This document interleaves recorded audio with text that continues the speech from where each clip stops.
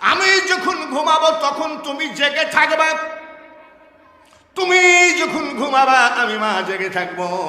এইভাবে ছেলেকে লালন পালন করব। বোনটা জেগে আছে, মাটা ঘুমাইয়ে গেছে। আমার আল্লাহ স্বপ্নের ভিতরে বলে, এ মুসার মা, পাগলামি করো না।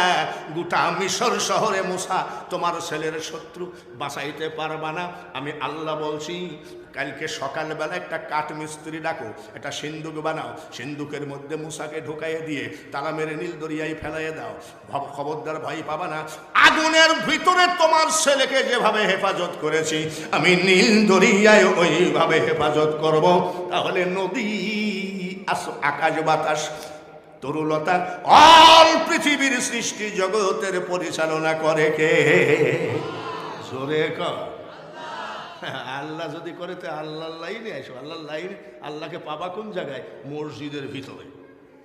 সুবহানা রব্বিয়াল আলা, ঠিক কিনা? পীর সাহেব বলেছে কি, কাফনের কাপড় যেমন সেলাই নাই, তুমি লুঙ্গিও সেলাই করো না।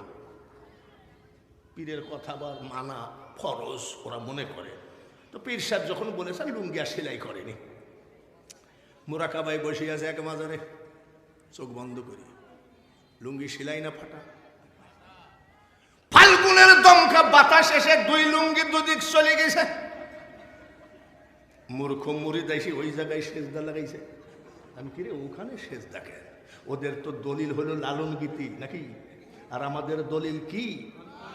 জোরে কম। আপনারা কোরআনের দলিল নেবেন না লালন গীতের দলিল নেবেন? আমি এই ওখানে সেজদা মারছিস কেন? বেয়াদবরা কি বলছে জানেন?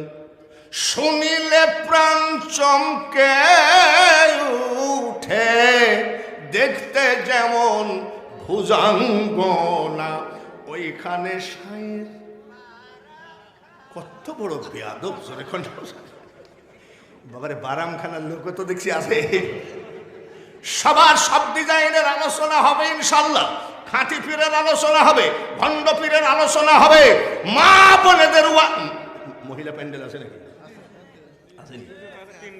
পুরুষের থেকে 3 ডবল।